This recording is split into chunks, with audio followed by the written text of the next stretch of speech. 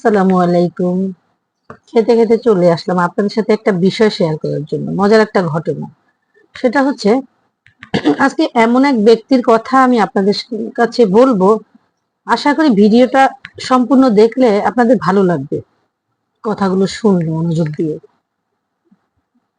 তুরস্কের এক বিরাট মন্দিরে পাথরের প্রতিমা ছিল। মানুষ এই প্রতিমার উপাসনা করত। বলক দেশের এক বণিক এসেছেন মন্দির দেখতে। বাণিজ্য উপলক্ষে তিনি তুরস্কে এসেছেন। কোথায় কি আছে ঘুরে ফিরে দেখছেন। মন্দিরে এসে দেখলেন এক পূজারী নতজানু হয়ে শাস্ত্র নয়নে পাথর প্রতিমার পূজা করছেন।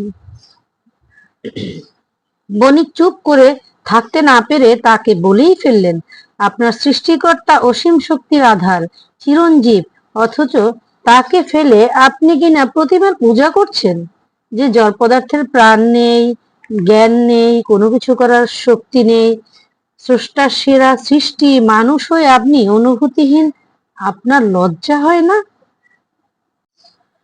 পূজারী বললেন, মেনে নিলাম আমাদের দেবতার কোনো শক্তি নেই, কিন্তু আপনার আল্লাহর বা কি ক্ষমতা আছে শুনি। তা যদি থাকতো তাহলে রুজি রোজগারের জন্য আপনাকে বলক ছেড়ে তুরস্কে আসতে হতো না, সেখানেই রুজির ব্যবস্থা করতে পারতেন।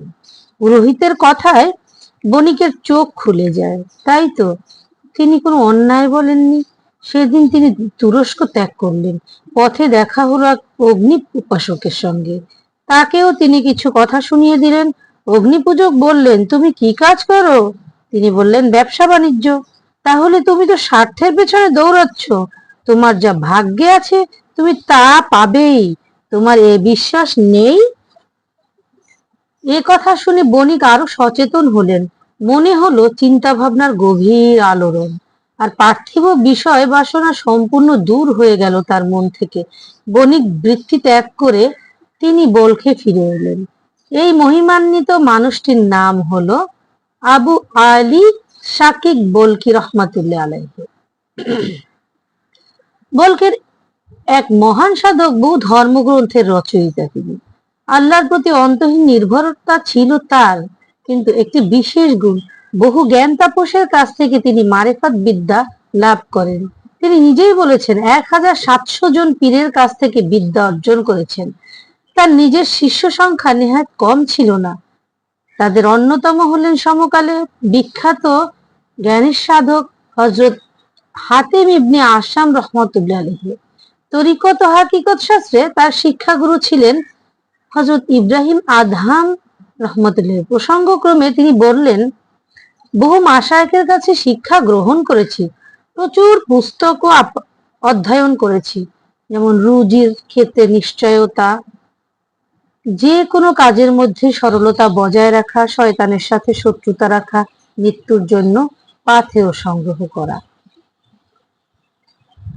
আল্লাহর প্রতি তার এই অপরিসীম নির্ভরতার কথা আগেই বলা হয়েছে।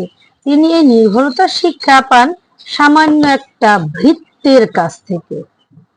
একবার বলকে ভীষণ দুর্ভিক্ষ দেখা দেয়। দুর্ভিক্ষ বিরুদ্ধে মানুষ যখন দিশেহারা, তখন দেখা যায় একটি ভৃত্য দিব্যি আমোদ আহ্লাদে মত্ত। হযরত শাকিক বলকি রহমতুল্লাহ তাকে বললেন, দেশ ধ্বংস হতে চলছে আর তুমি আনন্দে মাতোয়ারা, তোমার কি কোনো চিন্তা ভাবনা নেই? সে বলে, আমার মনিবের গোলা ভরা শস্য, আমার আবার কিসের ভাবনা? এ কথায় তার টনক নড়ে যায়। সামান্য একজন ভৃত্য যদি তার মনিবের উপর এতখানি নির্ভরশীল হতে পারে, তাহলে সর্বশক্তির আধার যিনি, বিশ্বজগতের একচ্ছত্র অধিপতি, সেই আল্লাহর উপর পূর্ণ আস্থা না করে থাকা যায় না। এ কথা তিনি মনে মনে ভেবে আল্লাহর প্রতি নির্ভরশীলতার জন্য আল্লাহর দরবারে প্রার্থনা করলেন। শ্রমজীবী মানুষের মতো মেহনত করে তিনি তার জীবিকা নির্বাহ করতেন। তা দেখে একজন ধনী ব্যক্তি বললেন, কাজ করে খাচ্ছেন বলে মানুষ আপনাকে হেয় চোখে দেখছে, তার চেয়ে বরং আমি আপনাকে টাকা দিই, আপনি তা ইচ্ছে মতো খরচ করেন। তিনি বললেন, যদি 5টি জিনিসের ভয় আমার না থাকতো, তাহলে আমি আপনার প্রস্তাবটি মেনে নিতাম।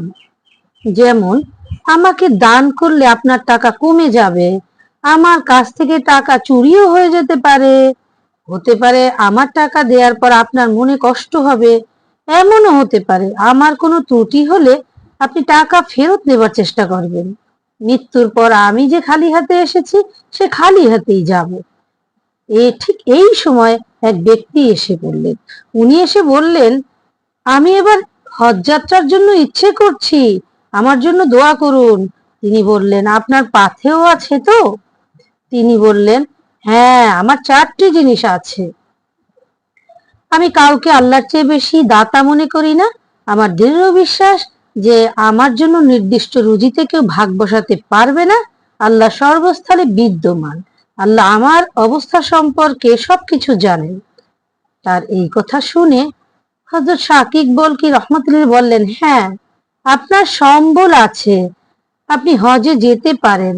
আশা করি আল্লাহ তাআলা আপনার মনের বাসনাকে পূরণ করবেন ইনশাআল্লাহ। হ্যাঁ বন্ধুরা, গল্পটি কেমন লাগলো, ঘটনাটি আমার কিন্তু খুব ভালো লেগেছে।